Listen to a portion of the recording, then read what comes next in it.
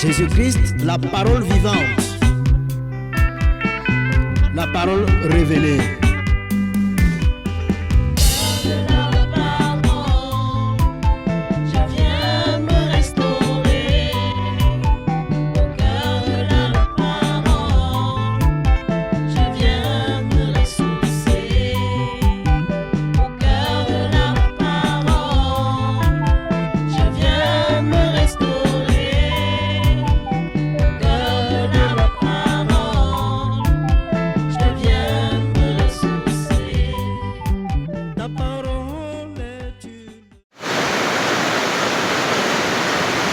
Alléluia. Amen. Amen. Amen. Nous prions avant que nous entrons dans la parole de Dieu. Nous allons prier. Amen. Amen. Père éternel, je te rends grâce ce soir pour ce moment que tu as encore préparé, que tu as permis que nous soyons dans ta présence, Seigneur, pour t'écouter, pour que tu nous enseignes, pour t'adorer, pour que tu nous mettes sur tes voies. Seigneur, en ce moment, nous nous humilions, Seigneur. Nous t'humilions, Seigneur, afin que tu sois élevé au-dessus de nous. Seigneur, nous nous rabaissons pour que tu sois hautement élevé. Seigneur, en ce moment, parle-nous comme un père parle à ses enfants.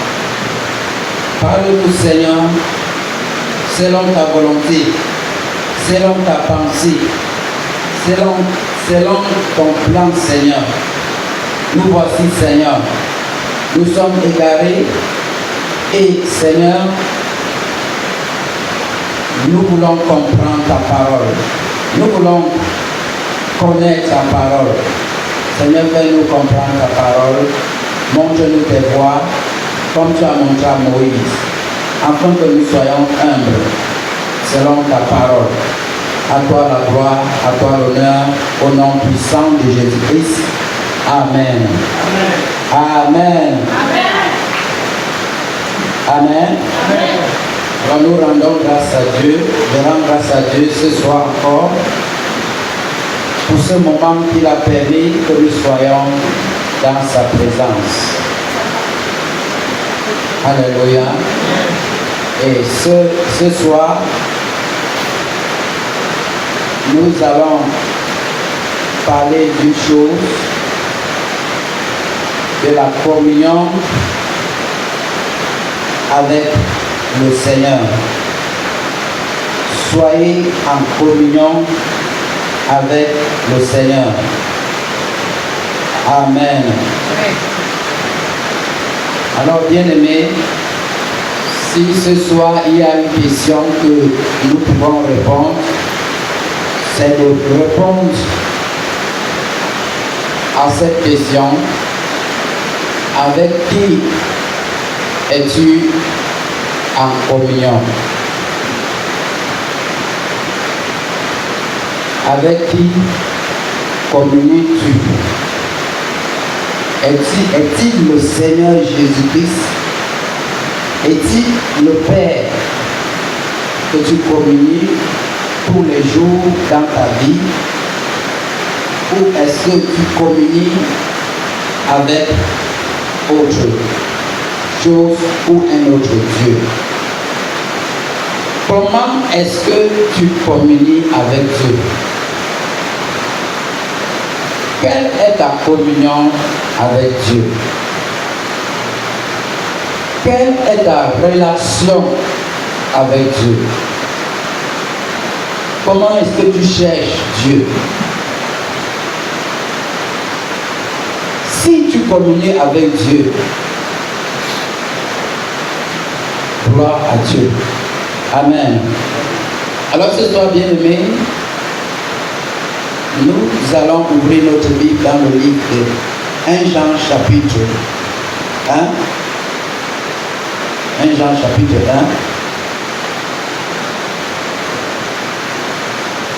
1. à partir du verset 1 à 3.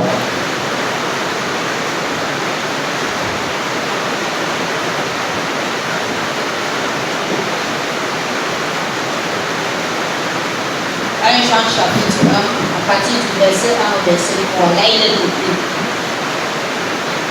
Nous vous annonçons le message de celui qui est la vie. Nous vous annonçons ce qui était dès le commencement. Nous l'avons entendu, nous l'avons vu de nos propres yeux, nous l'avons contemplé et nos mains l'ont touché. Celui qui est la vie s'est manifesté. Nous l'avons vu, nous en parlons en témoin. Et nous vous annonçons la vie éternelle qui était auprès du Père et qui s'est manifestée pour nous. Oui, ce que nous avons vu et entendu, nous vous l'annonçons à vous aussi, afin que vous aussi vous soyez en communion avec nous. Or, la communion dont nous jouissons est avec le Père et avec son Fils Jésus-Christ. Amen. Amen. Alléluia.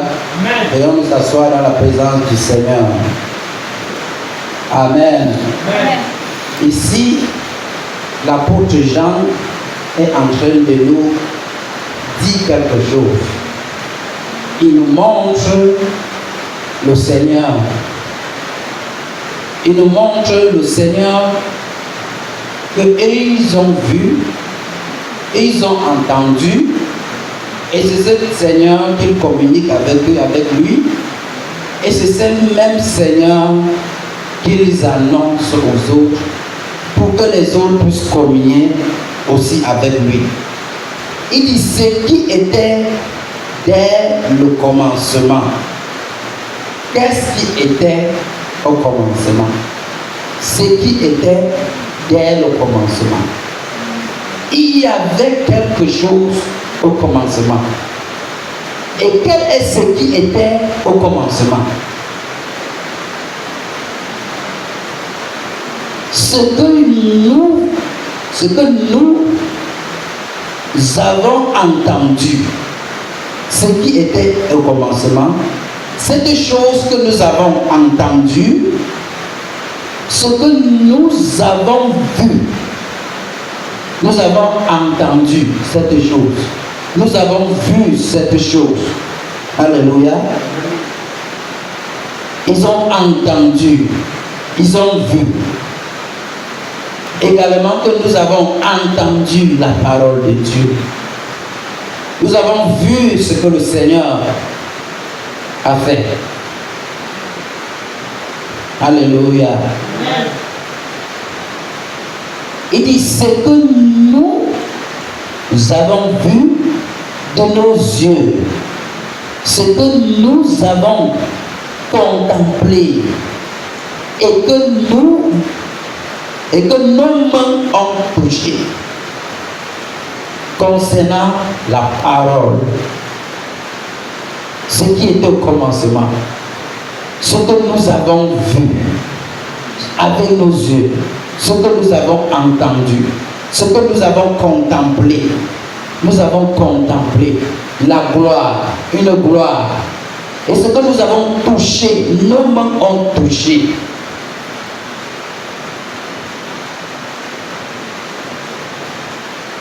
Il dit cette chose que nous avons touchée concernant la parole. Et c'est quoi la parole? La Bible nous dit dans Jean chapitre 1 qu'au commencement, c'est des choses qui étaient au commencement. Regardez ce qui était au commencement. Jean chapitre 1 vient nous dire, au commencement était la parole, et la parole était avec Dieu, et la parole était Dieu. Toute chose a été faite par elle, et rien de ce qui a été fait n'a été fait sans elle. Et il dit, en elle, il y avait la vie. Et cette vie était la lumière des hommes. Dans la parole, il y avait la vie des hommes. Dans la parole, il y avait la lumière qui devait venir éclairer les hommes. Et il dit, nos mains ont touché ça. Nous avons vu ça. Nous avons entendu. Nous avons contemplé ça. Cette chose qui est au commencement. Cette parole qui est au commencement. Et il dit au verset 2, car la vie a été manifestée et nous l'avons vue. La vie là, qui est au commencement. La vie qui était dans la parole, ça s'est manifesté et nous avons vu. Alléluia. Cette vie là dans la parole, cette vie s'est manifestée et nous l'avons vue. Et il dit, et nous lui rendons témoignage et nous vous annonçons la vie éternelle qui était auprès du Père et qui nous a été manifestée.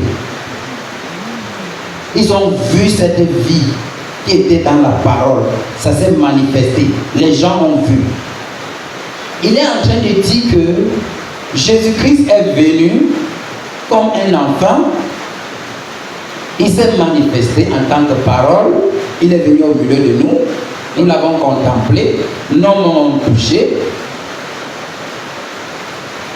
Nous venons aujourd'hui comme témoins de ce que nous avons vu, de ce que nous avons touché. Ça s'est manifesté. C'est vrai. Je suis le témoin de la parole. Est-ce que tu témoignes comme les apôtres, comme Jean, comme les apôtres témoignaient?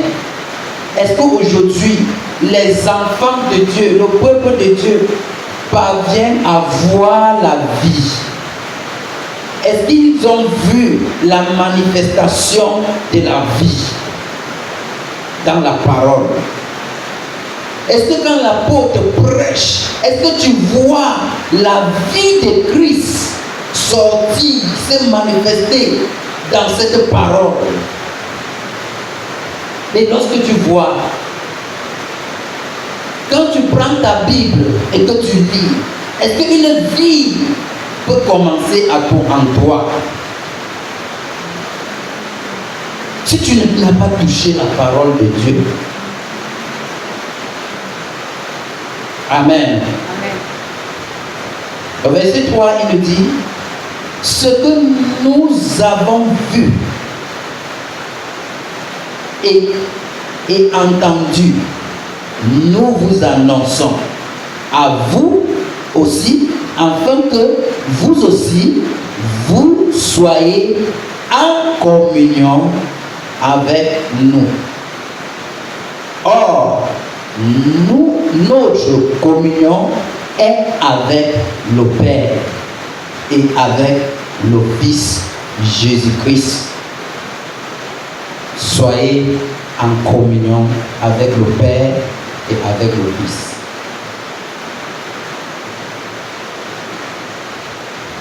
Amen. Amen. Soyez en communion avec le Père et avec le Fils. Il dit, rejoignez-nous, frères.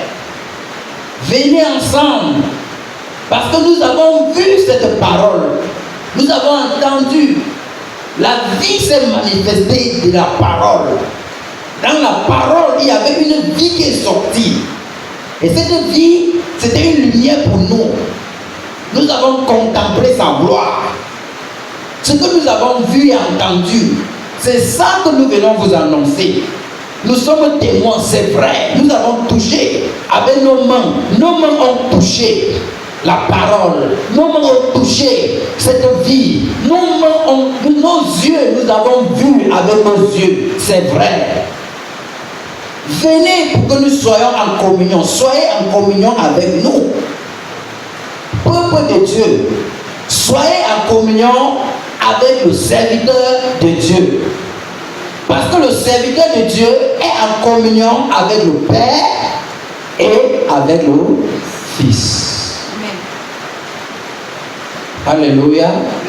Ici, l'apôtre Paul est en train de montrer l'unité l'apôtre Jean, autant pour moi, il montre l'unité dans une église.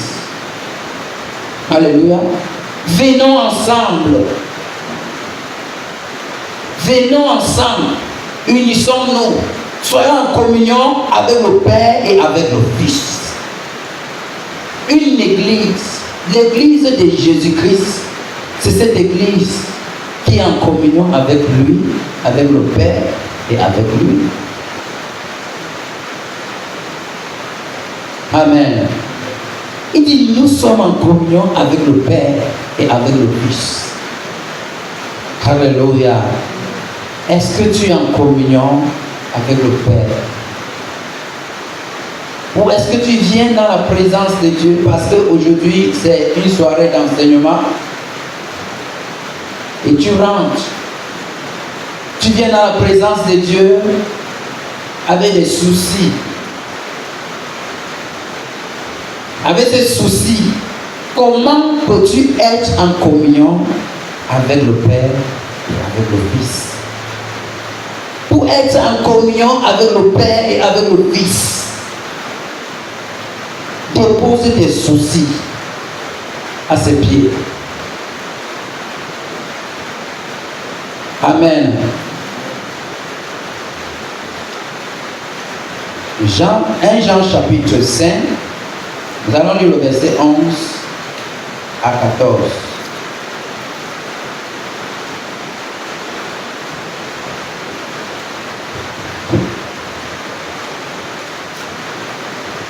Jean chapitre 5, partie du verset 11 au verset 14.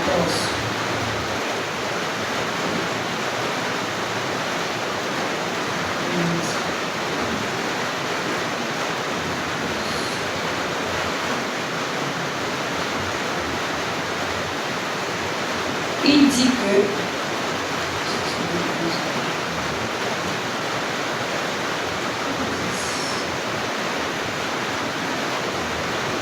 je lis à partir du 17, le verset 11. Celui qui croit au Fils de Dieu possède ce témoignage en lui-même. Celui qui ne croit pas Dieu fait de lui un menteur, puisqu'il ne croit pas le témoignage que Dieu rend à son Fils. Et qu'affirme ce témoignage? Il dit que Dieu nous a donné la vie éternelle et que cette vie est en son Fils. Celui qui a le Fils a la vie. Celui qui n'a pas le Fils n'a pas la vie. Je vous ai écrit cela. Je vous ai écrit cela pour que vous sachiez que vous avez la vie éternelle, vous qui croyez au Fils de Dieu. Et voici quelle assurance nous avons devant Dieu. Si nous demandons quelque chose qui est conforme à sa volonté, il nous écoute. Amen. Amen. Alléluia. Amen. Quand tu comprends ces passages, tu vas comprendre que lorsque quelqu'un a cru et qu'il est en communion avec le Père, il doit avoir le témoignage du Fils. Il doit avoir son témoignage. Si réellement tu es en communion avec Dieu, partout où tu dois te trouver, ce qui doit sortir de ta bouche, c'est son témoignage. En nos jours, rares sont les enfants de Dieu qui se tiennent même dans la rue pour évangéliser. Et ils évangélisent ce témoignage, son témoignage, le témoignage du Christ. Plusieurs sont assis dans la maison de Dieu aujourd'hui, pas parce qu'ils ont entendu le témoignage de Christ, et c'est pour ça qu'ils sont là, mais tout simplement parce qu'ils ont entendu un message de consolation, d'exhortation, de motivation, un message de promesse. Alors ils ont cru à ça. Ils ont cru au message de la promesse.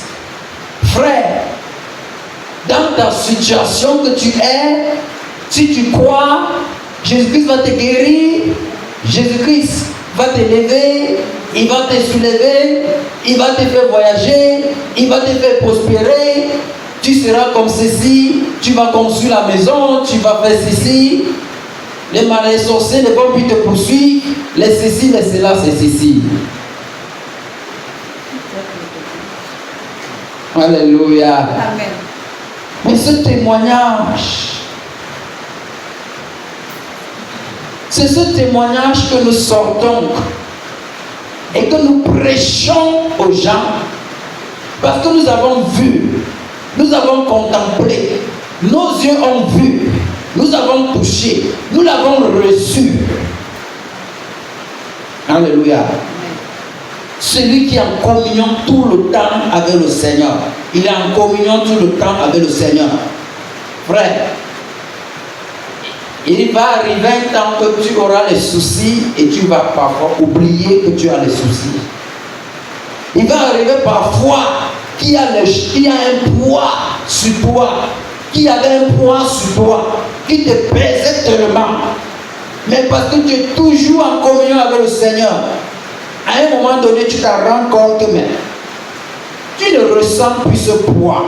Mais c'est là. Il y a ce problème qui est là, qui te dérange, qui te tourmente. Mais tu mets ce problème de côté. Tu es en communion avec le Seigneur. Tu es en communion avec le Seigneur. Tu gardes son témoignage. Tu contemples sa vie. Tu contemples sa gloire. Tu penses au Seigneur. Tu penses au bienfait de Dieu. Tu penses à ce qu'il a fait. Tu penses à le prix qu'il a payé pour toi. Tu parles avec lui. Les choses du royaume. À un moment donné, tu vas te rendre compte, 2 semaines, 3 semaines, tu ne parles plus de ce problème. Tu ne penses plus de ce souci. Ton véritable problème, c'est que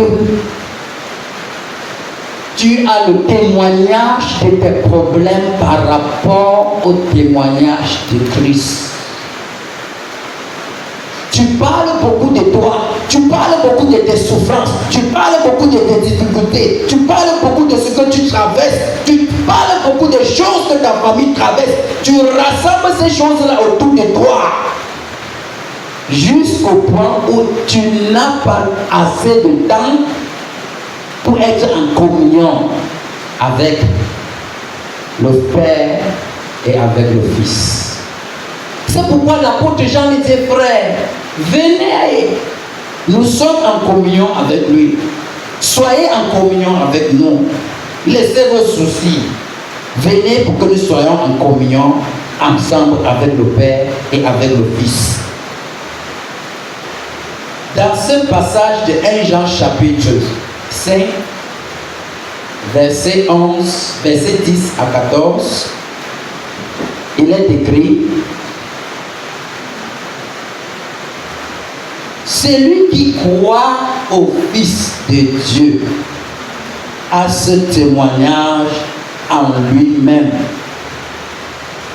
Lorsque quelqu'un a cru au Fils de Dieu, la première des choses qu'il a, il a ce témoignage-là en lui.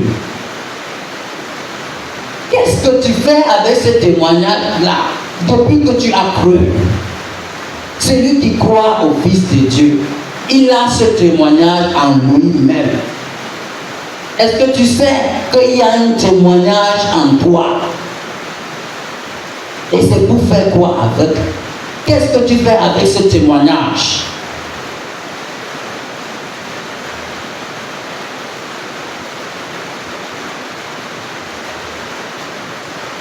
Celui qui ne croit pas à Dieu Dieu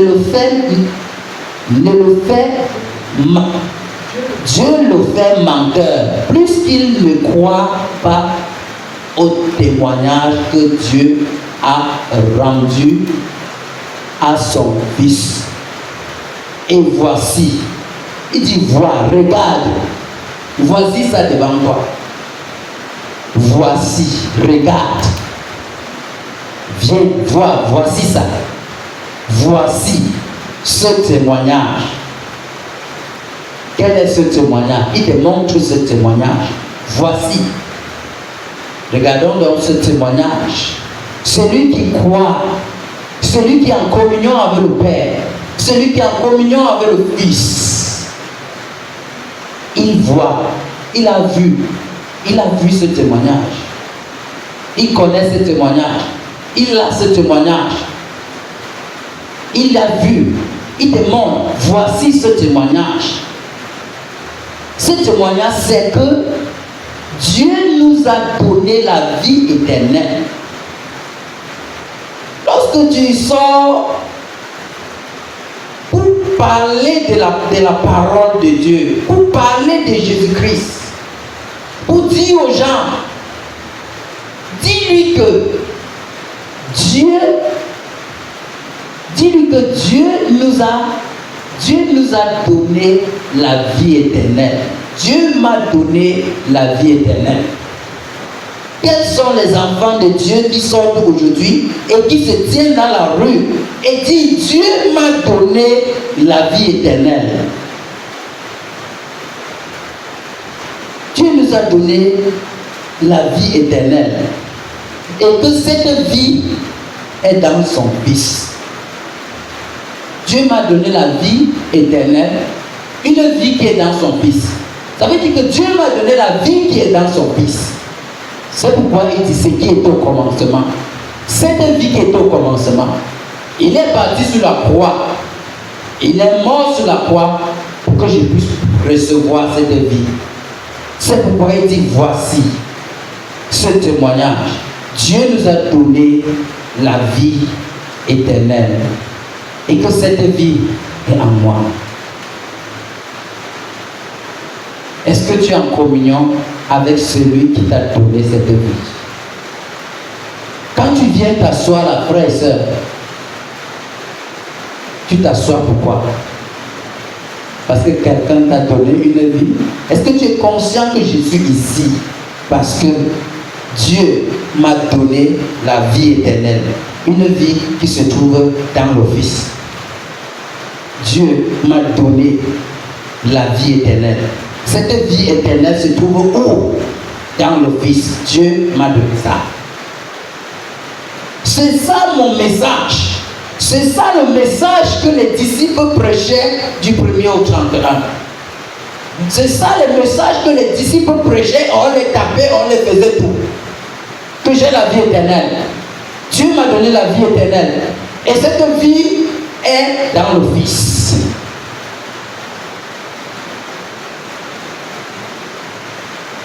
Tu n'as pas compris, l'apôtre Jean ici a dit viens. Il dit viens, voici la vie éternelle.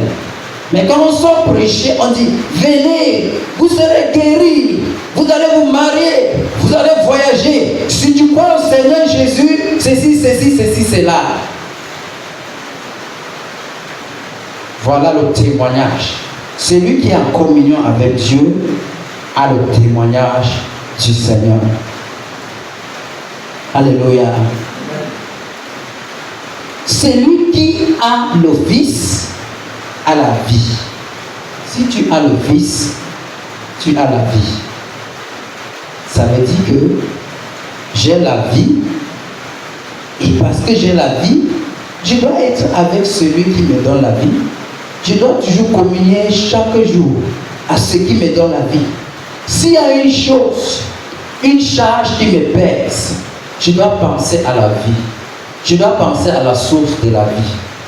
Parce que lorsque la vie va venir, cette vie que j'ai en abondance, la charge, la vie, celui qui a la vie va porter cette charge. Amen. Nous laissons la source de la vie, celui qui nous donne la vie, et nous cherchons le repos ailleurs. Nous tâtonnons, nous cherchons comme des aveugles, nous cherchons le repos, nous cherchons la solution, nous cherchons ici et là. Contemple celui qui a la vie, contemple le Fils. Dis Seigneur, tu m'as donné la vie. Et cette vie en toi en abondance. Il dit, je viens pour donner la vie. Et je viens donner cette vie en abondance. Celui qui a le Fils a la vie. Alors Seigneur, j'ai le Fils. Ça veut dire que j'ai la vie. Et quel est cet esprit qui me dit que je vais mourir? Quelle est la souffrance? Quel est l'esprit qui dit qu'il est là pour me tuer? Si j'ai la vie, j'ai le Fils, j'ai la vie. Le Père a pris la vie dans le Fils et il m'a donné. Ce que je dois faire, c'est de me battre à garder la vie. Et comment garder cette vie? C'est de vivre tous les jours, s'efforcer tous les jours à demeurer dans la sanctification, à demeurer dans la purification, dans la sainteté. Et de plus, tu te bats, tu luttes à vivre, à demeurer ainsi, tu gardes la vie. Amen. Amen. Mais le voleur est venu pour voler cette vie. Mais il dit, moi, je suis venu pour donner cette vie et donner cette vie en abondance. Pourquoi ne devons-nous pas communier, engagés, sérieux, regarder les espaces vides? Regardez notre église, regardez le monde. Qu'est-ce qu'il cherche? S'il savait que Jésus-Christ a cette vie et qu'il est venu donner cette vie et que c'est avec lui qu'ils doivent être en communion, pourquoi nous devons-nous encore se battre par-ci, par-là, par-ci, par-là? C'est lui qui donne la vie à ta famille. Il sait que ta famille a besoin. Pourquoi je dois d'abord aller de mes propres efforts avant de venir devant lui chercher la vie? Viens devant lui, contemple-lui, reste devant lui, pense à lui et rien qu'à lui. Oublie ses fardeaux, oublie ce qui pèse. Pense à cette vie que tu as. Pense à la vie que le Père t'a donnée. Pense à ce que lui-même il t'a dit. Je suis venu te donner cette vie en abondance. Sois en communion avec lui. Toujours en communion avec lui. Parce qu'il est venu donner la vie. Sois toujours en communion avec le Fils. Avec le Père. Dieu le Père. Sois toujours devant lui. Et c'est comme ça que les choses vont s'écarter. Alléluia. Amen. Amen. Verset 12, 13, il dit, je vous ai écrit ces choses, enfants, afin que vous sachiez que vous avez la vie éternelle. On a cette vie parce que nous avons le Fils. On a cette vie parce que nous avons le Fils. Et parce que le Père a pris cette vie dans le Fils et il nous a donné. C'est pourquoi nous devons contempler sa gloire. Nous devons toujours être en communion avec lui. Il dit, je vous ai écrit ces choses afin que vous sachiez que vous avez cette vie éternelle. Vous qui croyez au nom du Fils de Dieu. Nous avons auprès de lui cette assurance que si nous demandons quelque chose selon sa volonté, il nous écoute.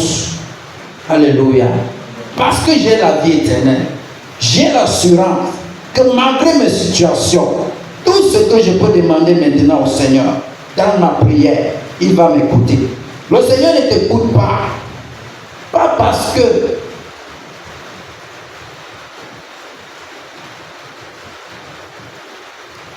le Seigneur nous écoute parce que nous avons quoi? Le Fils. Parce que j'ai cette vie éternelle. C'est à cause de ça que je me tiens, que je m'appuie pour être en communion, pour être dans la prière, pour prier. J'ai l'assurance que malgré mes situations, malgré mes souffrances, j'ai l'assurance maintenant que j'ai la vie éternelle, que le Père a mis cette vie en moi. Et si je suis dans la prière, maintenant pour prier, c'est parce que j'ai la vie. Amen. Amen. Lorsque tu pars pour prier, par rapport au point A, par rapport au point B, par rapport au point C, pense d'abord à la vie que tu as, Amen. à la vie éternelle que tu as, et sois assuré que comme je viens prier par rapport à ce point, c'est à cause de cette vie que je peux maintenant parler au Père.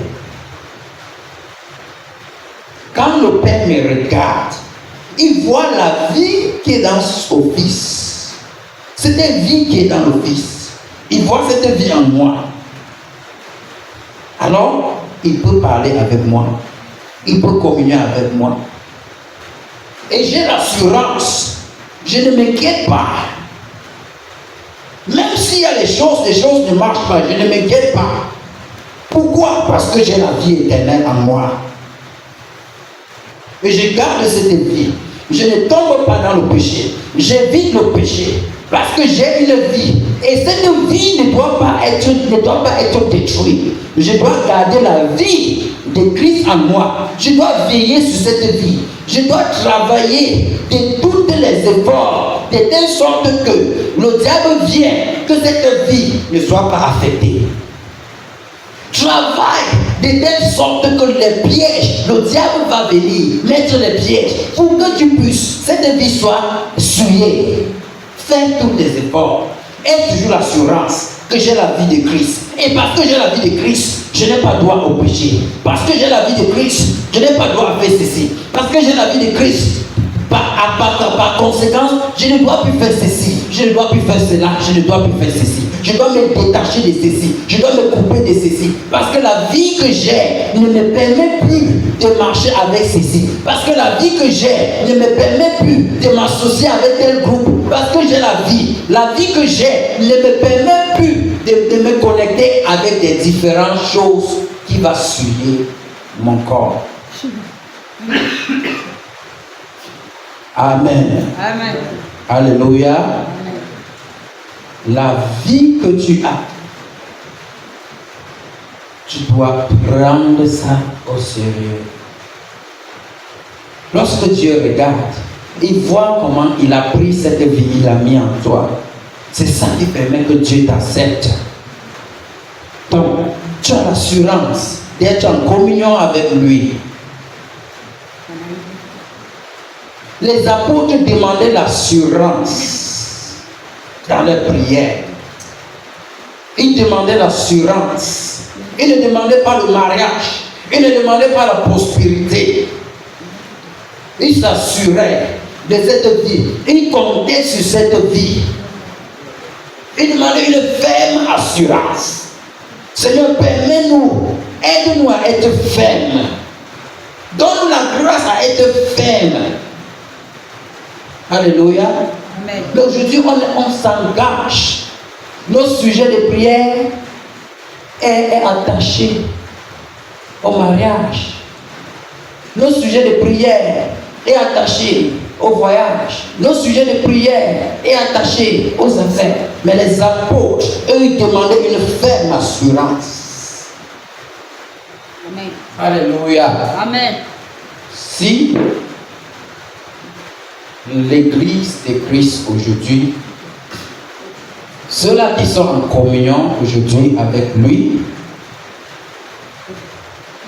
étaient assurés. S'ils avaient cette assurance que j'ai cette vie et à cause de cette vie, je dois rendre gloire au Seigneur. Je dois vivre pour la gloire du Seigneur. Ton problème, c'est que tu ne sais pas, que tu n'es pas assuré de cette vie. Alléluia. Amen. Lorsque nous voyons le verset 4 de ce chapitre,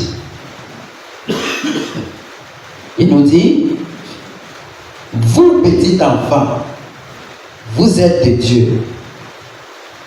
Et vous les avez vaincus. Vous êtes de Dieu. Vous les avez vaincus. Vous avez vaincu qui? Vous avez vaincu qui?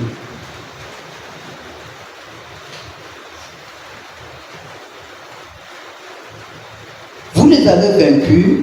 Et pourquoi vous les avez vaincus? Parce que celui qui est en vous est plus grand que celui qui est dans le monde. Celui-là qui est en vous, il est plus puissant que ce problème. Il est plus puissant que cette charge. Il est 2 fois plus grand. Il est incomparable. On ne peut pas donner sa grandeur, estimer sa grandeur. Par rapport à ton problème, il est plus grand. Donc si tu peux t'assurer simplement que celui qui est en moi est plus grand que ce que je traverse, tu verras que tu peux te tourner, regarder ton problème et tu comprends. Celui qui est en moi est plus grand que ce qui est dans le monde. Qu'est-ce qui est dans le monde? Regarde dans ta vie. Ce qui est dans ta vie, celui-là qui est en toi est plus grand que ça. Pourquoi donc t'inquiéter encore par rapport à cette chose? Pourquoi t'inquiéter encore par rapport à ça? Continue à communier avec celui qui est en toi. Continue à communier avec celui qui est plus grand. Continue à communier. Dieu c'est toujours en communion. Quel que soit le temps, demeure dans la communion avec le Père. Il est plus grand. Il est au-dessus. Alléluia. Si tu as compris que le Père est plus grand, si tu as compris que le Père est plus grand, à partir d'aujourd'hui, reste toujours devant le Père. Sois toujours en communion avec lui. Tu peux venir dans la maison de Dieu, mais tu n'es pas en communion avec lui. Tu peux être dans la maison de Dieu tous les jours, dans sa présence, mais tu n'es pas en communion avec lui. Celui qui est en communion avec le Père, c'est celui qui a compris ce que le Père a fait dans sa vie par le Fils. Amen. Est-ce que tu as compris ce que le Fils a fait pour toi? Et lorsque nous regardons le verset 11, lorsque nous venons au verset 11, il dit, et voici ce témoignage, c'est que Dieu nous a donné la vie éternelle et que cette vie est dans son Fils. Et nous avons reçu le Fils. Il est plus grand. Si tu es en communion avec Christ, reste dans le témoignage de Christ. Que le témoignage de Christ soit toujours dans ta bouche. Telle que soit la pression, le témoignage de Christ doit dépasser ta pression, la pression qui vient sur toi. Si le témoignage de Christ ne te porte pas les soucis que tu traverses, la pression les choses qui te dépressent, les choses qui t'oppressent, si le témoignage de Christ n'est pas toujours dans ta bouche, si que ces choses ont oppressé ta communion avec le Père, avec le Fils. Telle que soit la pression, telle que soit la dépression qui est dans ta vie, que ça n'empêche pas ta communion avec le Père. Si la pression est tellement grave et que ta communion avec le Père est si toujours élevée, que cette pression continue, que ça se lève même à des odeurs et des odeurs.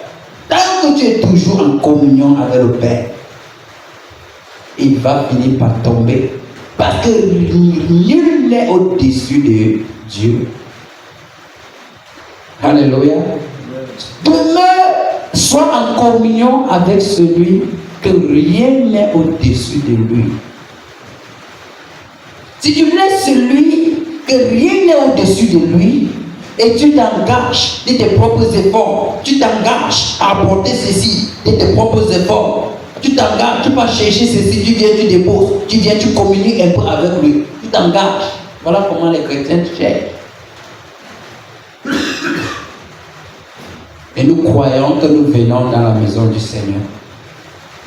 Nous croyons que nous venons dans la présence du Seigneur. Avant qu'on ne vienne dans la présence du Seigneur, on a tracé nos programmes. Le plan est déjà bien tracé.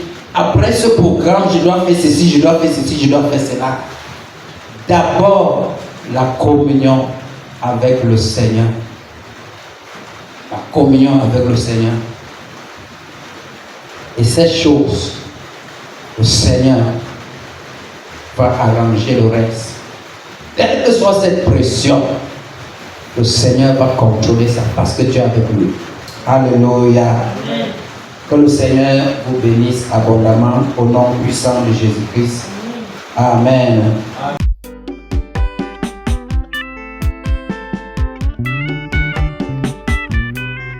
Jésus-Christ, la parole vivante. La parole révélée.